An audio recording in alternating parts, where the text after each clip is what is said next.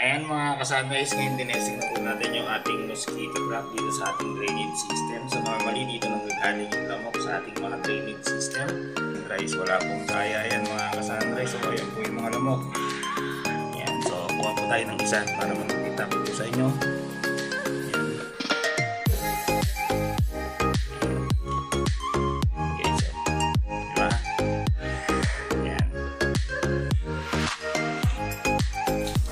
Sa mapagpalang gabi sa atin mga ka-sunrise, welcome to my YouTube channel, Sunny Solar TV. So for today's video is may susolusyonan po akong problema dahil dito po sa amin is mapuno at maraming halaman. So ang problema po namin is malamok. So napakadelikado po ng lamok kasi pwedeng po magkasimulan ng sakit no, tulad ng dengue. So for today's video, ayan, nasira po yung aking mosquito trap. So ngayon guys is gagawa po tayo ng DIY na mosquito trap. So papakita ko po muna sa inyo yung ating mga materials.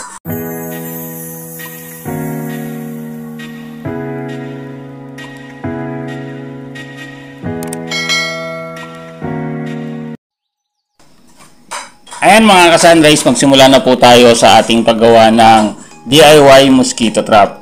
So yung pangunahing materials po natin mga ka-sunrise is dalawang garapon. So binutas ko na po yung isa para i-ready ko na po yung ating ilaw na gagamitin na kulay blue. So ito yung mag-a-attract sa lamok para lumapit po dito sa ating gagawing mosquito trap. Tapos lalagyan po natin ng pan. Ayan, itong pan naman na to guys, ang buga niya is pahigop. So pagka pumasok po siya dyan, ayan, so ganyan po yung magiging itsura niya mga ka-sunrise. Pag pumasok po siya dyan, higupin po siya nito at doon matitepok ang lamok. So simulan na po natin mga ka-sunrise.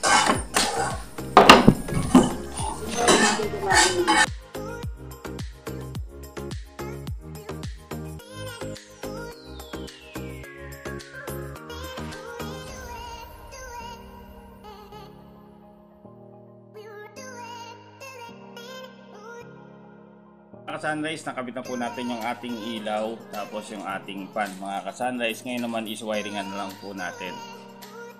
And mga ka-sunrise, after po nating makabit yung ilaw saka yung ating fan, winiringan po natin. No? Sa pag-wiring naman po mga ka-sunrise is madali lang po yan.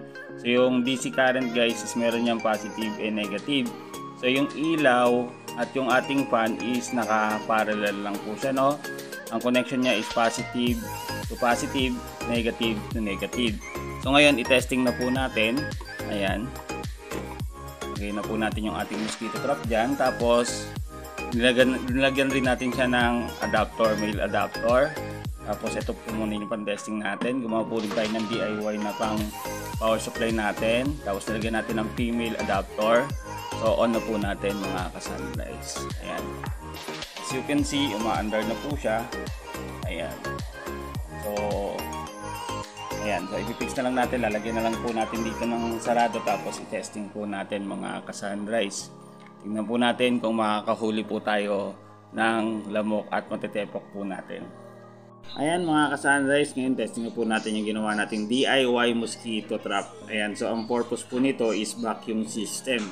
So, ibig sabihin, pag may lumapit na lamok doon sa buta, sigupin bababa at kanyang iba-vacuum. So, nakikita nyo po yung umiikot na papel.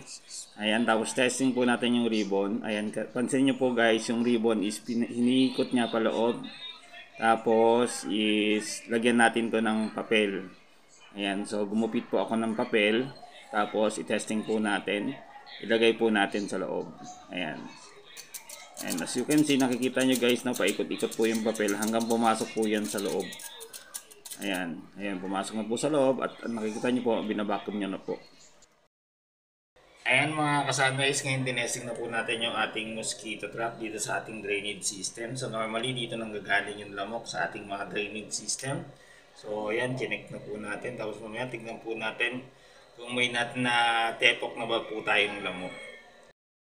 Ayan mga ka-sunrise, after po nating ipaandarin yung ating mosquito trap. Ayan, nakikita nyo po mga ka-sunrise, marami po tayong na-trap. Siguro bilangin natin. So nakasampu tayong lamok mga ka-sunrise. So na-trap po natin yung lamok, saka natepok po natin. So yun po yung function ng ating mosquito trap na ginawa. Ayan mga ka-sunrise, wala pong daya yan mga ka-sunrise. So ayan po yung mga lamok. Ayan, so kuha po tayo ng isa para makikita ko po sa inyo. Ayan. Ayan. Ayan guys, so. Di ba?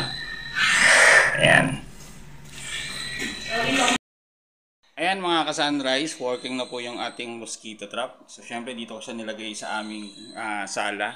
Para just in case na nandito kami lahat guys, is kahit paano nababawas-bawasan yung lamok. Syempre gumagamit pa rin po kami ng pantaboy which is katol. And dahil grabe po talaga lamok dito sa amin, para iwas po tayo sa sakit kasi dulot ng dengue, dala po ng lamok. Ayan, so 12 volt system yan mga ka-sunrise, power pa rin ng solar. Mga ka-sunrise, working na rin po yung ating mosquito trap dito sa ating kwarto. Ito naman guys is 5 volt system. Tapos yung ating digital clock. Tapos yung ating DC fan. So continuous pa rin po natin ginagamit. Time check guys is 7:46 ng umaga. Ayan mga ka-sunrise, kung nagustuhan nyo itong video na to, please like and share and subscribe na rin po kayo sa aking YouTube channel, Sunny Solar TV.